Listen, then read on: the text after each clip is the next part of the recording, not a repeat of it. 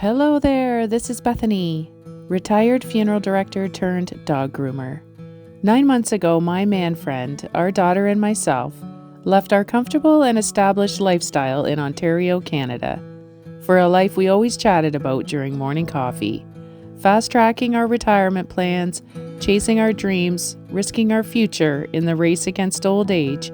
We purchased 7 unseen acres in the wilderness of Cape Breton Island, Nova Scotia. We downsized everything we owned, loaded up a trailer, our dog, 2 cats, ATV, and hauled it to our new land. What we knew for sure was our life was about to make a drastic change. What we didn't know was that we were relocating to the most gorgeous place we've ever seen. We took a chance and it was worth it. Join us as we navigate through our new RV lifestyle. New climate, new landscape, new wildlife, building a world we dreamed of in a place only seen in postcards from the ground up. Thanks for visiting and subscribe to my channel if you would enjoy the content of a 40-something gal running away into the woods with her family.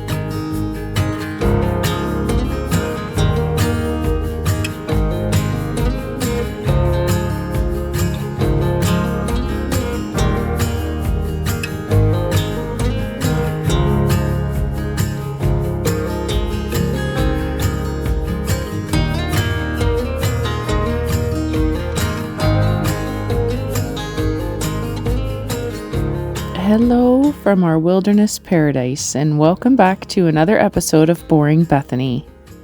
Today is Monday, also known as my day off. I have the privilege of creating my own work schedule since I work from home grooming dogs, and I work bi-weekly Saturdays, therefore I always give myself Mondays off. Most of my Mondays are filled with chores and homesteading, and that'd be chores like filling our water reserve, cleaning the RV, washing laundry, stacking wood, emptying the outhouse, things like that. There is always work to be done, always, but if we have a quiet weekend like the one we just had, then I can get a lot of chores caught up by Sunday, which leaves me with a more relaxing day off. Nova Scotia weather folks warned us about a big snowfall today. Schools have been canceled, and Manfred actually hit the road extra early to beat the storm. Normally he is off on Mondays also, but the odd time he will go to work if it means he can get ahead for the week. Our daughter woke up early with us, but she went back to bed for some bonus snow day sleep. I have a routine every single day, and depending what's going on will depend which checklist I use. Today, with chores already finished, my only two goals were to have a beautiful pork roast dinner prepared in the slow cooker and to have a warm fire going in the shop for when Manfred comes home after his day on the road. I actually live for my family. Everything I do is for them. Except hiking, of course. That's my time. And mainly because my family don't enjoy hiking, but they prefer to explore the trails on the ATV and snow machine, and I understand that. I actually enjoy that too, sometimes. As the snow just kept falling, I couldn't resist heading out to my Kai's Rock on my trail. I do not like to sit too long, so the method that I use is to work up my heart rate to a little race before I get there, and then I sit on my rock and I feel my heart rate go back down to a slow pace. To me, that is the very best feeling ever, especially when I'm surrounded by my precious nature. Sometimes I wonder, if I've reverted back to my childhood self. When I was young, growing up on my stepdad's farm, I would rarely be inside the house. My mom would tell me in the mornings as I ran out the door, "Supper's at 6." I was just one of those kids, making mud pies, wandering the fields, collecting tadpoles from the pond, just always filthy by sundown. As I got older, I actually began working on the farm, and my stepdad eventually put me on the payroll. I loved farm life. The feeling of a hard day's work was something I remember appreciating, even at a young age. Alas, my stepdad's family and his big family never fully accepted my sister and I into their world. We were always considered, kind of outsiders, and we were reminded every day that we were not blood related, per se. My stepdad's mom and dad also lived on the farm in their own home on the land and basically set all the rules for everybody.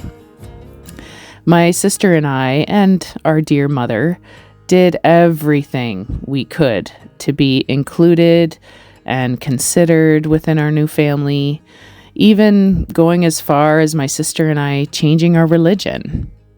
A side note on that, I actually got teased quite a bit at school for being baptized Catholic at 9 years old instead of at birth like the rest of my friends.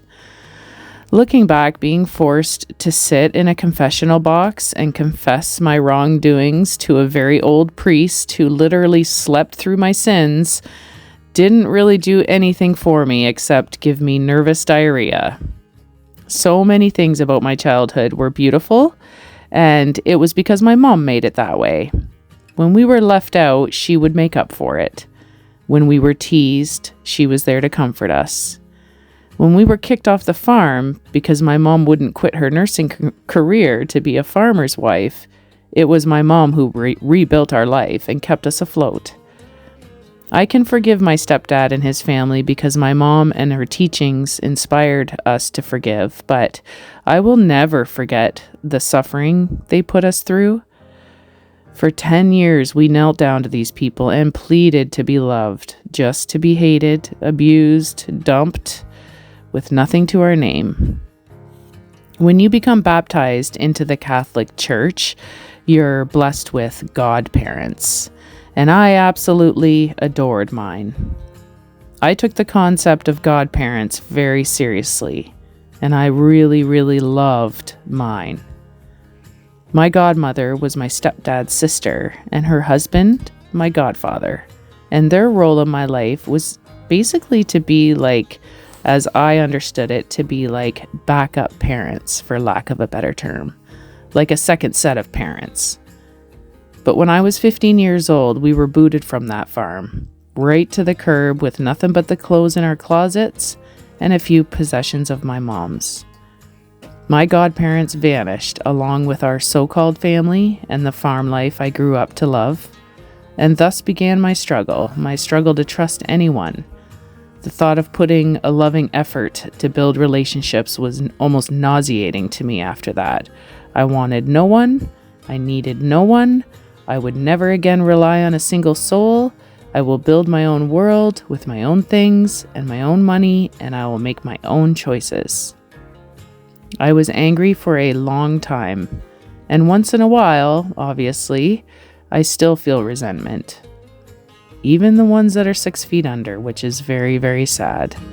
It is something I internally work on all the time. Oh, my child, I know you're hurt and you can't let go.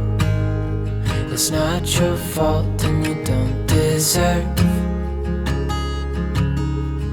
all the bad and the hurt.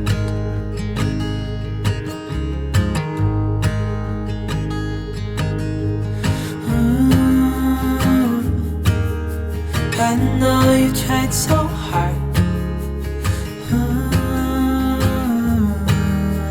I know you've done your part. It's not fair. You did your time. How much longer will you suffer in this life? But don't give up. Just hold on tight. It'll be alright.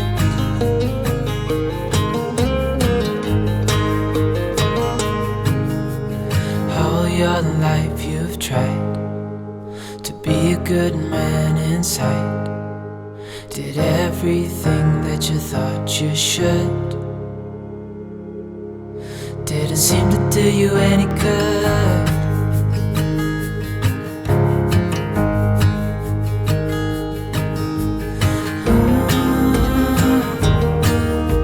I know you've tried so hard. I know you've done your part. It's not fair. You did your time. How much longer will you suffer in this life? But don't give up. Just hold on tight. It'll be alright.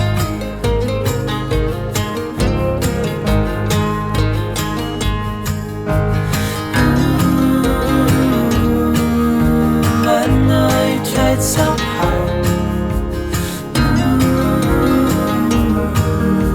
I know you've done your part. It's not fair. You did your time. How much longer will you suffer in this life? But don't give up. Just hold on tight. It'll be alright.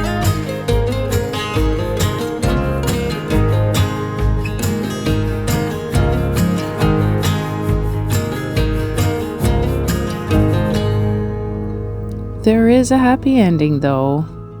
Obviously, because here I am in paradise, healing from the past, one hike at a time. I have a strong, beautiful, and loving mother who has put my sister and I first always, and who has always supported every decision we've ever made, even the bad ones. She has devoted her life to us and built us up from nothing to something. Twice, actually. The three of us have survived by leaning on each other, and we still lean on each other to this day. My faith was eventually restored also, because my mom never gave up. These days, Mom has her church family, her Baptist church family. Her faith has never wavered, and her church family are truly the most loving people I've ever come across.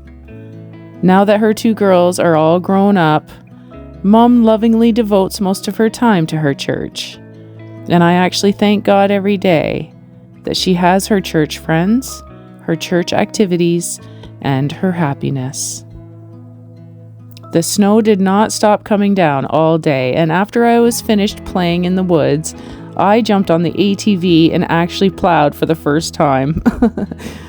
I think I found my favorite chore. Obviously, I've watched man friend use the plow, and I learned by observing, so I figured, how hard can it be? A few practice strips of snow cleared, and I was hooked. And you know what? I not only plowed our driveway, but I went over and plowed the neighbor's driveway. And when man friend got home after a white knuckle drive home, I got a huge thumbs up. One less thing for him to do. Thanks for always hearing me out, friends. I hope you find peace in your day. I'll see you next time. Ciao for now.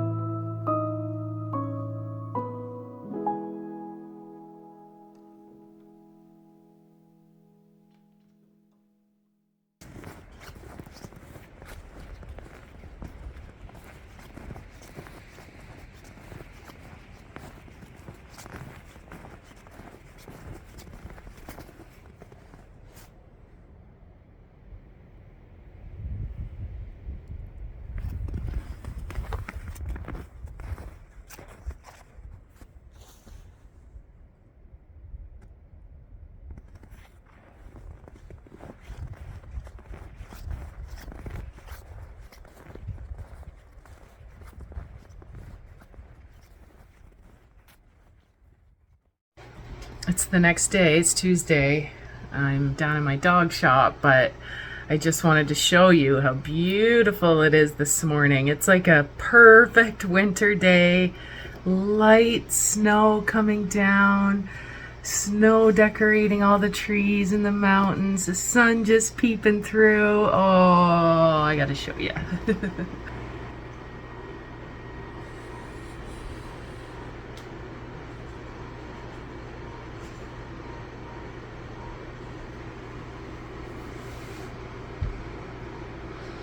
I have the window open because it's so warm in my shop right now from the dryer.